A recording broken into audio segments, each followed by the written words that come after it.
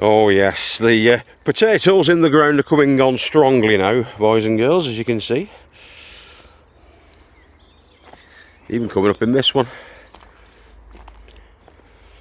Got a nice crop of screws and bolts there as well.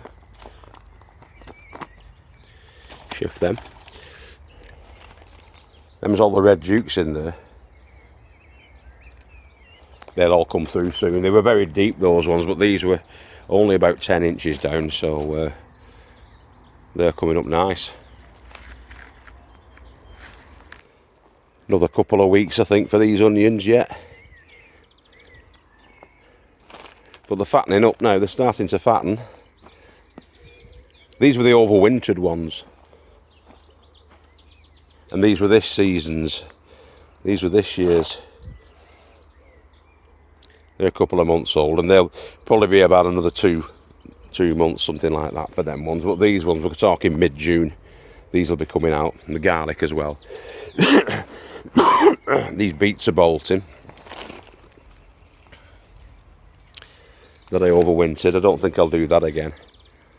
But the chard's looking good, isn't it? Looking pretty lush and strong. Bit of leaf damage. But they've been in about 6 months. They'll be bolting soon, I'll bet. Anyway, it's all looking green and lush. We've had the sunshine today. Had nothing but rain, and then we've had this sunshine today, and they're flourishing on it. That pak choi in there. It's a right state, this bloody allotment, isn't it, again? Like I say, I'm off next week, so it's happy days, but what we're going to be doing tonight, I'm going to get some more potatoes out. These are the ones in the buckets, as you can see. And they're doing okay, and we're going to be doing the same thing with another, probably 12 buckets full. That's what we're going to go for tonight. I'm going to get a production line going again down here, and I'll need 3 of them. Why not? Give them a treat to the professional stuff. Right, I've just got 6 in there of the red dukes. And all I've done is, they were covered in chits, these, there's loads on. But I've left them with 3 each. 3 chits. Those are the chits. They'll become horns and they'll grow up through the soil and burst out the top as foliage. But also, from the base of these chits, that's where you get the roots coming out. I used to think it was from the bottom. Look at that sneaky getting in there. I used to think the roots came from the bottom, but they don't. They come out from the base of where the chits come, here. So, they're about 1/3 filled.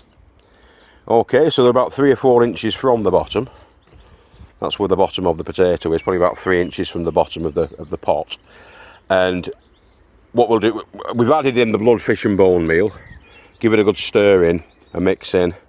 I'm just going to top that off now with the rest of the compost. I've got that multi-purpose compost that we got from Pole Green, and we've also got a bag of that, and that should be well enough to do those 6. They take about 20 litres, or probably just above, because those are the tall cut flower buckets, but I haven't sealed off the ends. I'm just going to top up the soil now to just underneath where the handles are. Reason being, I do want to move them about. They're going to be moved about a little bit on the plot as space frees up. Okay, now if you remember, when I created that bed, we put underneath it as a sort of a barrier for the weeds, OSB board, which is the sort of inch-thick OSB board that you can see there. There's a little plinth underneath, and I remember telling you, I'm just falling over on my crap. I remember telling you I've left that out there for a purpose, to again be a weed membrane and a suppressor, sticking out by about 1 foot, and it's so I could have put those Tesco buckets on it, which I have done. So yeah, there's the 6 buckets at the front. I'm trying to utilise as much space as we possibly can. We still need to leave 2 feet down the side as a walkway, But as much as I can squeeze in, I'm going to squeeze in. Like I say, I've got a lot of tidying up to do, but I'm off all next week, and I'm going to do at least 3 hours a day, every day, on the plots, trying to get it straight next week. And I can only apologise to Joe and me and the other guys, the committee guys. It is a midden. I accept that. I hate slugs. The poor babies there, my courgettes. That's the slugs for you, that. I don't put any slug pellets outside where hedgehogs and birds can get their the beaks and the maws on them. But I have put slug pellets inside there. I've used the soil nematodes, but we were getting some damage down there from the slugs, so I put the slug pellets down. I only ever do it inside. You'll have to forgive me for that, but I only ever do it inside, so the birds, the hedgehogs and all that can't get to them. There's nothing really, mammal-wise, can get inside there, and the only thing that can be affected by those is the slugs and snails. Okay, I hope that's all right for you. But yeah, there's our sweet corn. It's starting to green up again now, which is good. It was a bit yellow for the first week that it was in there, but it's perked up nicely. So it was a good gamble, that. But yeah, there's our potatoes. Only reason I'm only doing 6 is because I've got other chores to do. I did say yesterday that I'll try and get the weeding done and potentially get the other 2 cucumbers in to here. I don't think I'll be doing that tonight, but I'm certainly going to get this weeding done in here. I've got about another 25 minutes left. So yeah, I'm going to crack on. Okay, so this is how Tiki Tunnel 1 looks right now.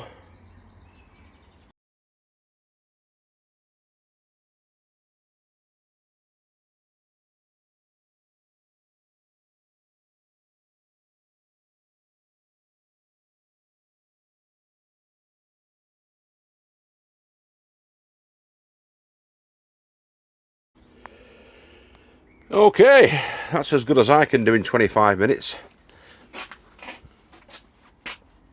It's been weeded. The majority of the weeds are gone.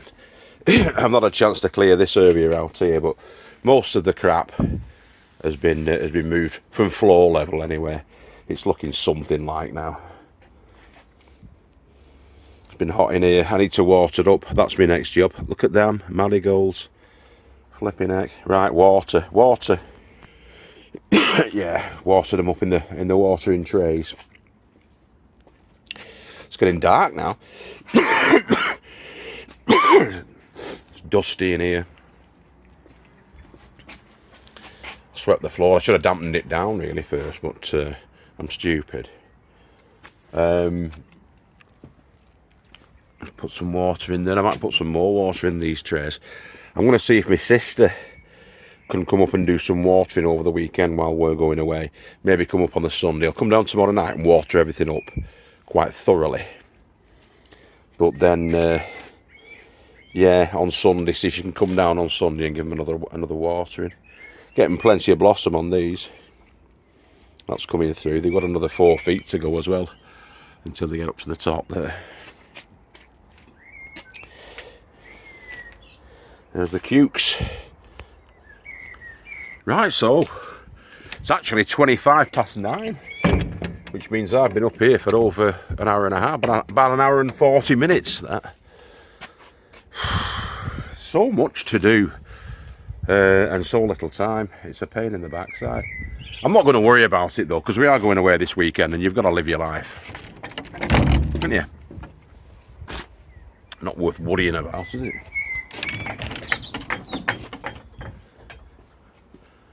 And these things can't be rushed either. You know, you've just got to go and do it steady, take your time, do it right, whatever you do, and Bob's your uncle. The only thing you get from rushing, as we know, boys and girls, are skid marks. Nobody wants those, so yeah, just crack on. Keep growing it yesterday, and I'll catch you later on, guys. And it'll probably be tomorrow night for another quickie.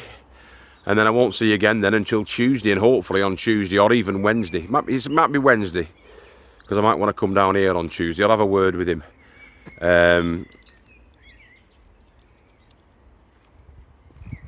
We'll be going visiting a special guest. So, yeah. Nick's Allotment Diary. He's only in Cheshire. He's over in Cheshire. So we'll go and have a look at Nick. But that's probably going to be Wednesday now, Nick, if you are watching this, because we get back on Monday night and I want to spend Tuesday morning down here. Then Tuesday afternoon we've got to go and see my friend and his boys. I'm taking my lads to go and see him. So it'll be Wednesday if that's all right with you. But I'll give you a call before that, mate. Right, if I don't see you through the week, I'll see you through the window. I've been good on MURPHINDA. You've been fantastic, beautiful, fragrant, and sensual, as always, if you're a lady. If you're a gentleman, you've been forthright, masculine, virile, and of good courage. Right, see you later on, guys. Take care of yourselves and each other. We love you all. Ta-da.